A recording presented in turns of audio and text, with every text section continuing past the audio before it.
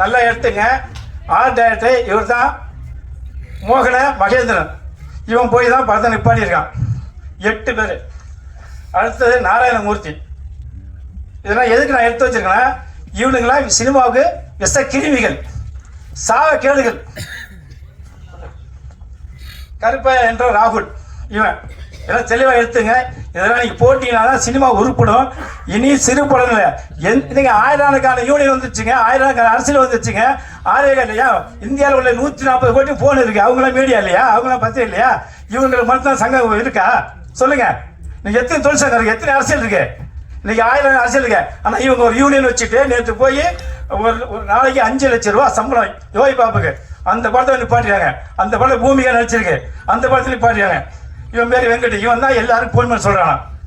அப்ப நீ ஆம்பளை இருந்தா, நல்ல ஒரு அப்பனுக்கு பிறந்திருந்தா, என்னோட சங்கத்துல சிறுபடத்தார் பண்ற நேரடியாக என்ற போது திருவள்ளுவர் நடந்துச்சு. அதே வளசராக்குமோ KK நகரோ இந்த வளப்பணியோ இல்லை இதே சாரிகள் நடிச்சுன்னா ஓட ஓட அடிச்சிருப்போம்.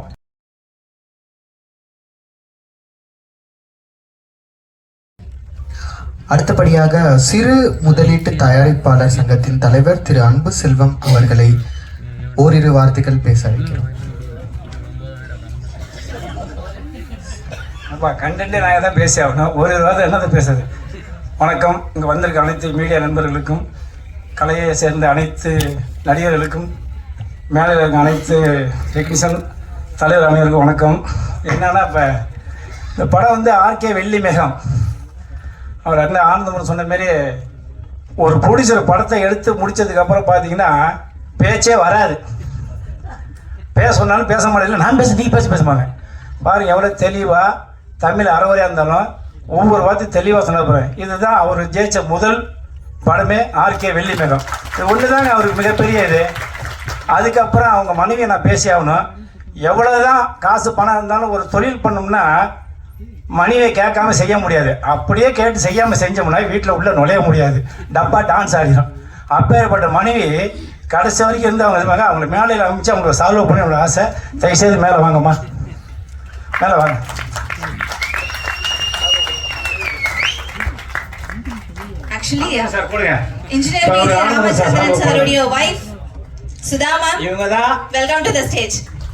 நிச்சயமா வந்து ஒரு சப்போர்ட், வைஃப் சப்போர்ட் எல்லாமே எதுவும் இல்ல. மொழியே தெரியாம ஒரு ஹஸ்பண்ட படம் எடுக்க வச்ச முதல் மனைவி இவங்க தான். அது மலையாளத்துல வந்து தமிழ்ல.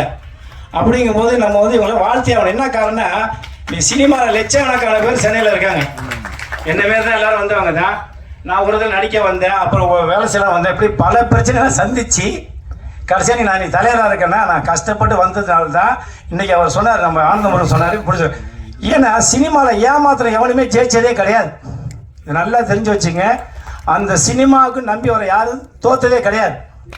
நான் ஆணித்தரமாக சொல்லுவேன். இன்னைக்கு இருக்கிற அத்தனை பேருமே சொல்லுவேன், நீங்கள் என்ன நடிக்கலாம் அது நடக்கும். பாருங்க, சென்ட்ரல் கவர்மெண்ட் 2 பேருமே ஹஸ்பண்ட் 2 பேர் சென்ட்ரல் கவர்மெண்ட். ஏன் அவங்க என்ன காசு இல்லையா, பணம் இல்லையா, இல்லை சாப்பிடணுன்னு சாப்பாடு இல்லையா, என்ன இல்லை உங்களுக்கு சொல்லுங்கள். அவருடைய கனவு படம் எடுக்கணுங்கிற ஒரே எண்ணம் தான். அந்த எண்ணத்தை நிறைவேற்ற பாருங்க. இவரை மாரி தான் ஒவ்வொருத்தர் சினிமாவில் எல்லாருமே. ஏன் எம்ஜிஆர் எங்கேருந்து வந்தார்? இலங்கையில் பிறந்தார், கேரளாவில் இருந்தார், தமிழ்நாடு வந்தார், முதலமைச்சர்னார். அதேமாரி அவர் பாருங்க, எங்கே பிறந்து எங்கே வளர்ந்து எங்கே படம் எடுக்கிறார். இதெல்லாம் யோசிச்சு பாருங்க. சினிமாங்கிறது நான் ஏற்கனவே ஒரு 4 நாளுமே டி ராஜேந்திரோட போய் ஒரு ஃபங்க்ஷன் கலந்து சொன்னேன். அது நான் காதலிச்சாதான் அவர் சொல்ல முடியும். டி ராஜேந்தர் காதலிக்குன்னே பிறந்தவர். அவர் சொன்னார் அதுமாதிரி அரசியல், சினிமா, கல்வி 3 மட்டும் சொன்னேன். இல்லை அண்ணன் காதலையும் விட்டுட்டீங்களா, அதுமாரி 4ம் காலம் முழுக்க அழியாது, சாவர வரைக்கும் அழியாது அப்படின்னு சொல்லி அதுமாரி பாரு. அவர் வயசு 70 வயசு 60 வயசு தெரியாது. 65 வயசுல ஒரு படத்தை சிறு படம் சொல்லிட்டு வந்து எங்கள் சங்கத்தில் சேர்ந்துருக்கு. அது சிறு படம் சொல்ல முடியும் யாராவது சொல்லுங்க. அப்படியே ஹாலிவுட் படம் மாரி அந்த கேரளா அப்படியே மேக்கியமாக அப்படியே டைரக்டரு, ப்ரொடியூசர், மியூசியர் 3 பேர் அப்படியே கரெக்டாக கேமராமேன் கொண்டு வந்துருக்காங்க. இதுதான் படம். ஏன் இதை சொல்கிறேன்னா, ஒவ்வொருத்தரும் சினிமா எடுத்து சொல்கிறாங்க, காக்கைக்கு தன் குஞ்சு பொன் குஞ்சு சொல்லுவாங்க. அந்த மாரி அவர் பாருங்க, இவ்வளவு பேருக்கு ஒரு ஸ்பைஸ் சம்பளம் கூட பாய்க்கிறோம் சொல்லியிருக்காரு. இதுதாங்க சினிமா. அந்த டெக்னீஷியன் ஒரு நாள் வைக்க சொல்ல பாருங்க. அந்த மனசு தான் அவரை வாழ்த்து இந்த படத்தை வெற்றி வர வைக்கும். அவர் தோக்கவும் மாட்டார். ஏன்னு கேட்டிங்கன்னா, அவர் அந்த கலைஞர்களுக்கு முழுக்க எல்லாத்தையும் காசு கொடுத்து சந்தோஷமா பாருங்க, எவ்வளோ அருமையாக ஒரு மனசில் கூட அந்த ஒரு ஃபீலிங்கில் பாருங்க. என்ன காரணம், சினிமா நேசி எல்லாருமே இப்படி தான் இருக்கணும். அதேமாரி சொன்னாங்க நிறைய அட்வைஸ்னு. ஆமாம், இப்பயும் ஒரு சில பிரச்சனை நடந்துச்சு. ஒரு 2 நாளைக்கு முன்னே எங்கள் சங்கத்தில் என்ன ஒரு பெரிய விஷயம், பேர் தான் சிறு படம் சொல்கிறாங்க. சில பேர் பல வார்த்தையெல்லாம் கூட சொல்லி எங்கள் சங்கத்தில் உங்கள் சங்கத்தில் இருக்க படம் எதுவுமே ஓடலைன்னு.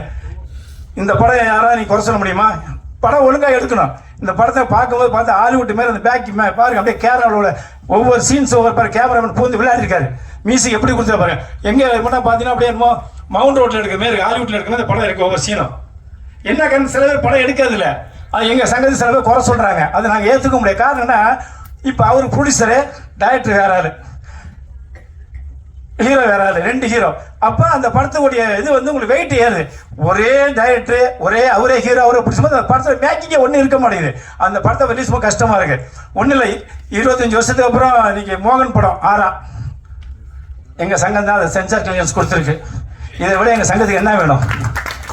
அடுத்து இப்போ யோகி பாப்பா படம் ஸ்டூடியோ வந்து ஸ்கூலுன்னு இந்த வெள்ளி மேகம் இந்த இது கொடுப்பா காடை.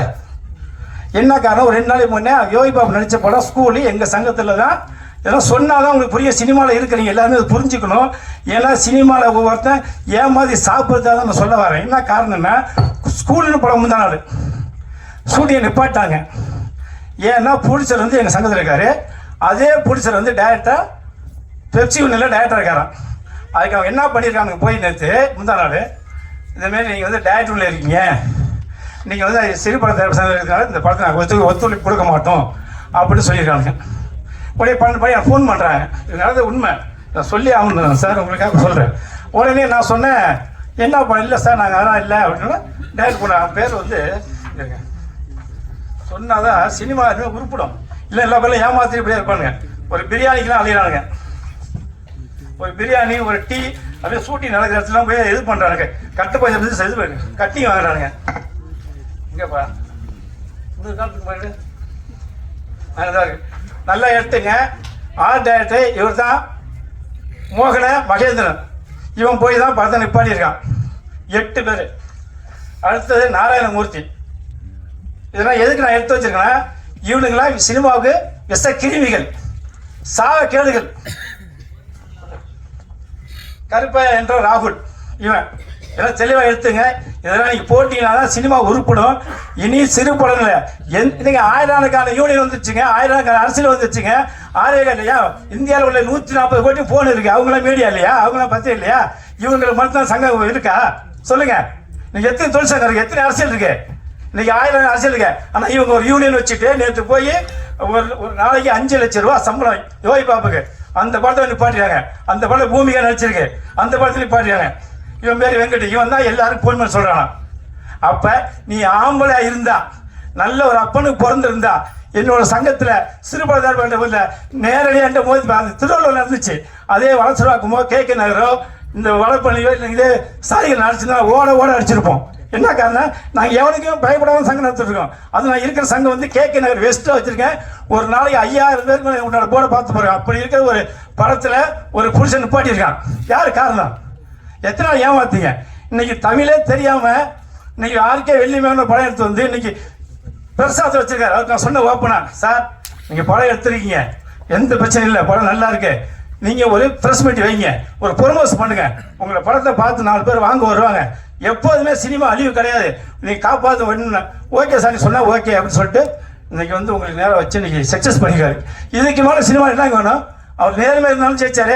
இன்னொருத்த பேர் ஏமாத்தி இந்த படம் வெளியே வருமா? இன்னைக்கு இப்போ ஆடியன்ஸ் நடத்த முடியுமா? சினிமா ஏமாத்தாம இருக்க வரைக்கும் சினிமா உருப்படும். சினிமாவில் இருந்து சில விஷக்கிருமிகள் இந்த மாதிரி பண்ற எவனுமே முன்னேற முடியாது. மீண்டும் ஒரு சிறந்த ஆர்கே வெள்ளி மேக படம் மிகப்பெரிய வெற்றி அடையும். எங்கள் சங்கம் அவருக்காக எந்த நேரமும் தோளோடு சொல்லு உயிர் காப்போம். நன்றி, வணக்கம்.